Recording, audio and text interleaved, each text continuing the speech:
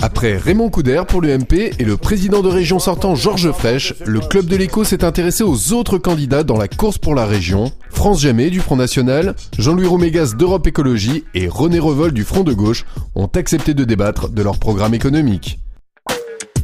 Grande absente du débat, Hélène Mandroux, la candidate du Parti Socialiste qui n'a pas souhaité s'exprimer.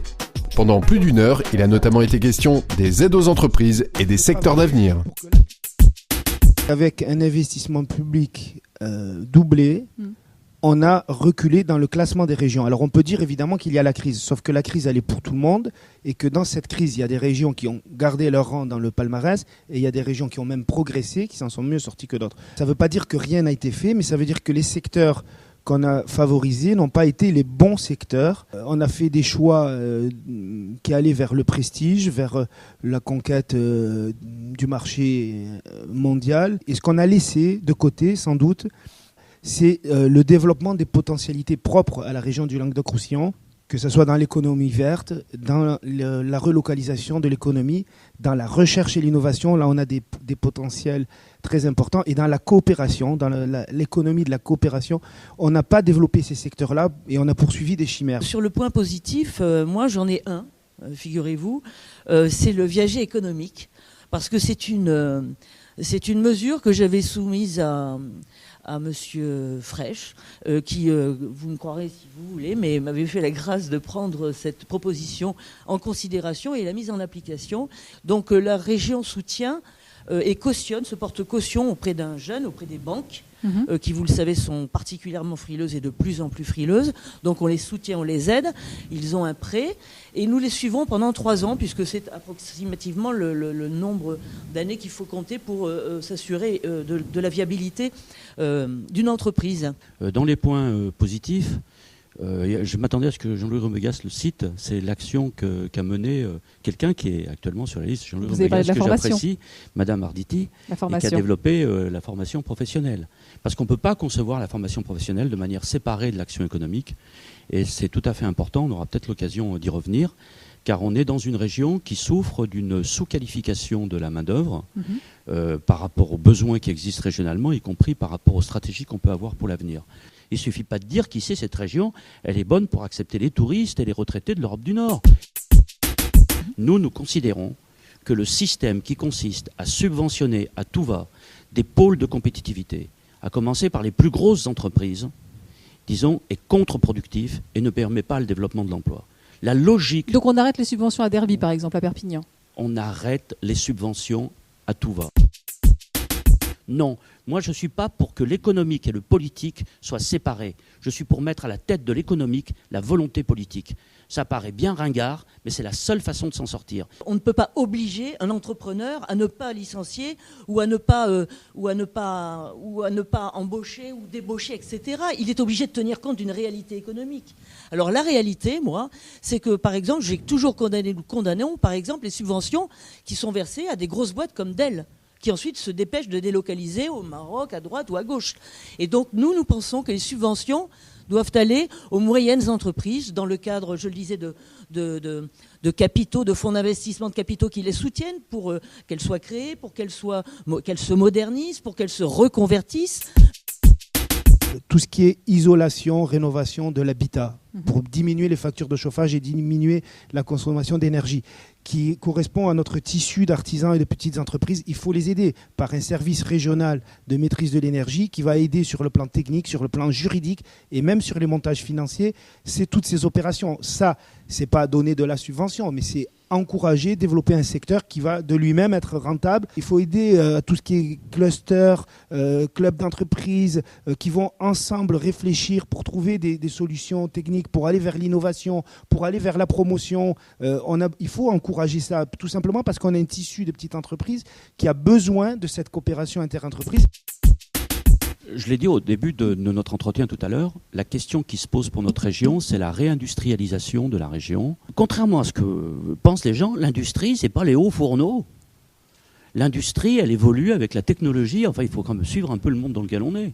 Tout à l'heure, c'était l'autre jour plutôt, j'étais à Saint-Chély-d'Apcher où il y a Métal Arcelor, qui est sur place. Je suis allé voir les responsables de l'entreprise, je suis allé voir les responsables du syndicat, discuter à la cantine des ouvriers, on a vu des gens. Qu'est-ce qu'ils fabriquent ? Ils fabriquent des moteurs électriques. Et les moteurs électriques, c'est pas l'avenir ? D'accord ? Le moteur électrique, c'est l'avenir. Comment ils sont soutenus du point de vue de la formation professionnelle ? Est-ce qu'ils recrutent en Languedoc-Roussillon ?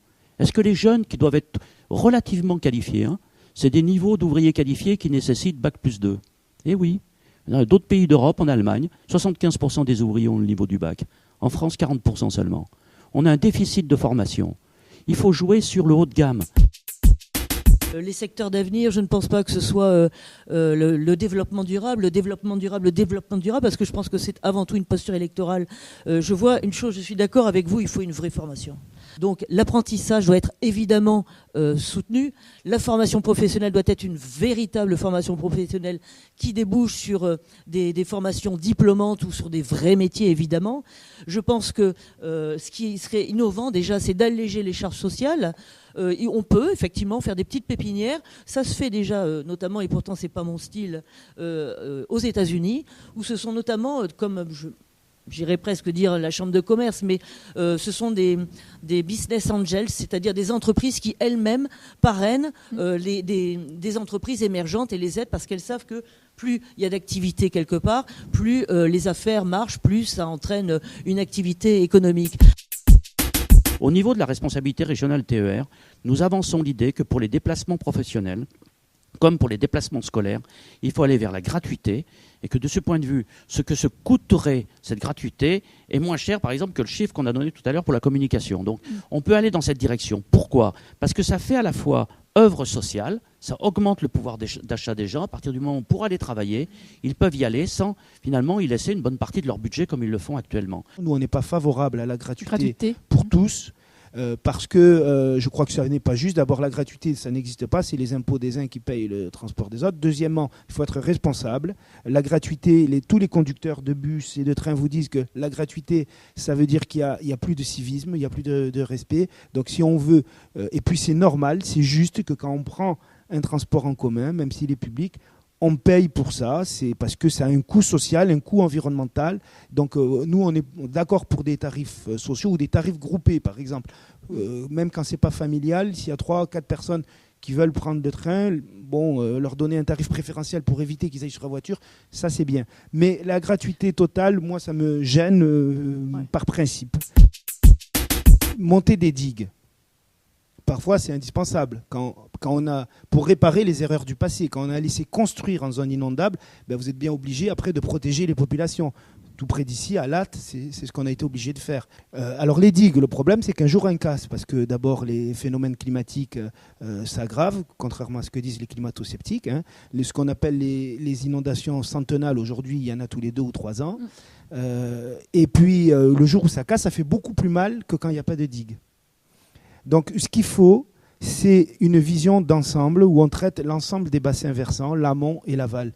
Monter des murs de plus en plus haut et continuer à imperméabiliser les sols dans le bassin d'expansion des cours d'eau en amont, ça ne sert à rien. Quand on construit une digue, ça coûte 1 € par habitant. Mais quand on fait un chèque pour dédommager une famille, ça coûte 9 € par habitant, mais ça rapporte un maximum de voix. Ça, c'est électoral. Le problème, c'est qu'effectivement, le jour où il y aura mort d'homme, comme on a déjà eu cruellement à le vivre déjà, il faudra voir à ce moment-là quelles sont les responsabilités. Non, il n'y a jamais eu de politique cohérente, il n'y a jamais eu de volonté de M. Frêche, par le Parti socialiste, avec les Verts, les MRG et les communistes, de protection contre les inondations.